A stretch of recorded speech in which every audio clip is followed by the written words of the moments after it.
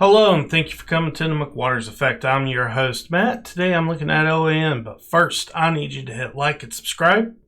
Helps the channel grow. Let's take a look at this news article. McBride, January 6th protesters are being persecuted due to their politics. And there's a video down here. We'll go ahead and watch it.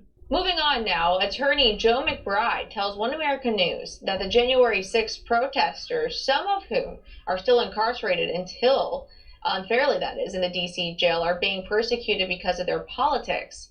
Well, McBride is representing Richard Barnett, who was arrested following that day of the Capitol riots and spent several months in a D.C. cell. One America's John Hines has more. Attorney Joe McBride, I know you are speaking out about the treatment of your client, Richard Barnett, who was pictured with his feet on Nancy Pelosi's desk in the U.S. Capitol that day, January 6th. What are you doing to bring this to people's attention, broadly speaking, sir? So broadly speaking, we are all over social media. We're banned on a regular basis. LinkedIn bans us. Other places ban us. I mean, this is to no surprise. We are in the media regularly. We are encouraging family members and other attorneys to raise awareness as well. And we're reaching out to the primary organizations like the ACLU, the United Nations, Amnesty International, and we're saying, hey, this is clearly a violation of human rights, of civil rights, of constitutional rights. You guys need to step in and do something. And it's not just him. He's not alone. In that letter, we speak about several other individuals who were tortured in various different ways. It's very wrong what's happening there. These are pretrial detainees, and the Supreme Court says that no punishment of any kind is appropriate for those who have merely been accused of a crime. What would you say is the constitutional issue here for you and your client, Mr. Richard Barnett, sir? The constitutional issue when it comes to pretrial detention are we talking about pretrial detention or the overall scope of his entire trial? Why don't we go for pretrial detention and then go for the other piece of it? Sure. So I appreciate that. Pretrial detention, he should have never been there. His Eighth Amendment right against cruel and unusual punishment was violated. His Fourth and Fifth and Sixth Amendment rights were violated as well as his First Amendment right. That is clear. That is obvious. The overall arching theme of this case is that he went to the Capitol to petition the government for redress of grievances. We have seen all across the United States in 2020 with the Black Lives Matter protests and the Antifa riots and all the other different combinations of those things, that these protesters were routinely given a pass because their intent was to go out and protest politically. And because their original intent was grounded in political protest, they've been forgiven of their sins. The January 6ers, they're not getting that standard. It's a double standard completely. They're getting the other end of the spectrum, and they're being persecuted because of their politics, no doubt about it. I hesitate to mention this because it's a complex issue. Do you suppose there's a racial element here?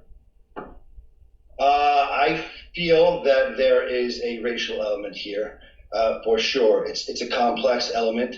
I hesitate to get too much into it because of the flames that could stoke on both sides. What I can say is this, is that for the people who have been detained, especially in D.C. Guantanamo Bay, because that's what we're calling it, because that's what it is.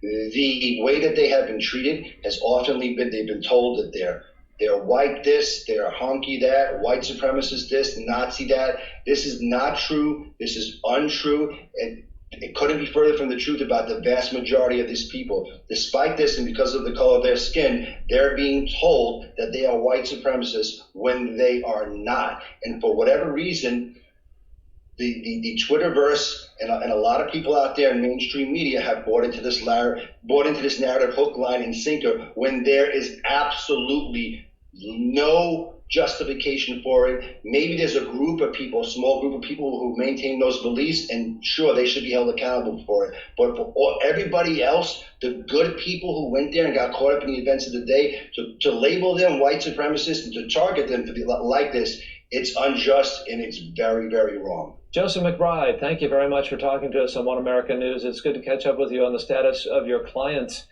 Mr. Barnett, who was in the U.S. Capitol on January 6th. Thank you for talking to us.